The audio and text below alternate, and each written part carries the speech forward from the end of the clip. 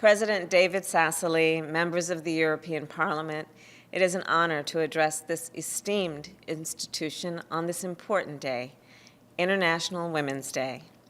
Let me begin by saying that President Joe Biden and I look forward to working with members of this Parliament and fortifying the transatlantic alliance.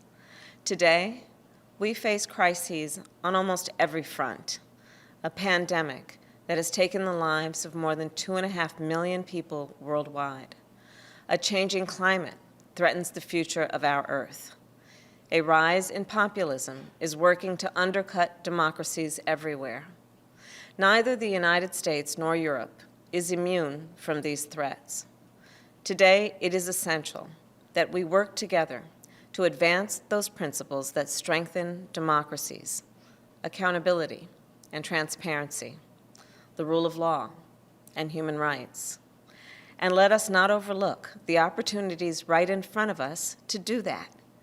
We know that the strength of our democracies and the strength of every nation on earth depends on the strength of all people. As half of the world's population, women drive major economic growth and major contributions to society. They are scientists who cure disease, and the military members who defend our nations. They are entrepreneurs who create jobs and the educators who shape the next generation. And of course, women are government leaders, from this Parliament's first elected president, Simone Veil, to all the women leaders who sit among you today. Today, the global crises we now face have made abundantly clear both the contributions of women and the challenges facing women. Simply put, our world does not yet work for women as it should. COVID-19 has threatened the health, the economic security, and the physical security of women everywhere. The pandemic has overloaded healthcare systems, making it even harder for women to access the care they need. At the same time, women comprise 70% of the global health workforce, putting them on the front lines and at risk of contracting the virus. Other women have been forced out of the workforce entirely.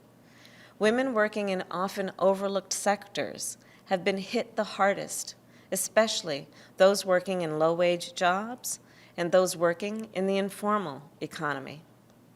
Last year, it was reported that globally nearly 3 in 4 domestic workers lost their jobs. And those who remain employed, well, they're paid far too little. Meanwhile, quarantine measures have meant that women have shouldered an increased burden at home as they care for children day and night. Time in isolation has also increased the risk of gender-based violence while interfering with services for survivors of domestic violence. I understand that last May, this Parliament opened the Helmut Kohl building so that some of these survivors might have a safe place to sleep. I have spent much of my career protecting survivors of domestic violence and child abuse, and I applaud your generosity.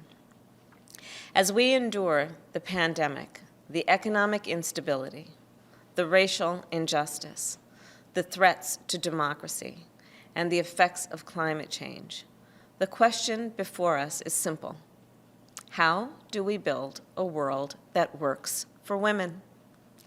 I believe we must ensure women's safety at home and in every community. We must ensure that women can access high-quality health care and that those health needs particular to women are addressed. We must treat women with dignity at work and put in place the structures needed so that women can both care for their families and excel in the workforce. Finally, we must give women equal voice in decision-making, for this is essential to free and fair democracies. And this is not just an act of goodwill. This is a show of strength. If we build a world that works for women, our nations will all be safer, stronger, and more prosperous. This International Women's Day, let us be determined in this effort. Let us be united in this effort. I thank you. President Biden and I look forward to working with you.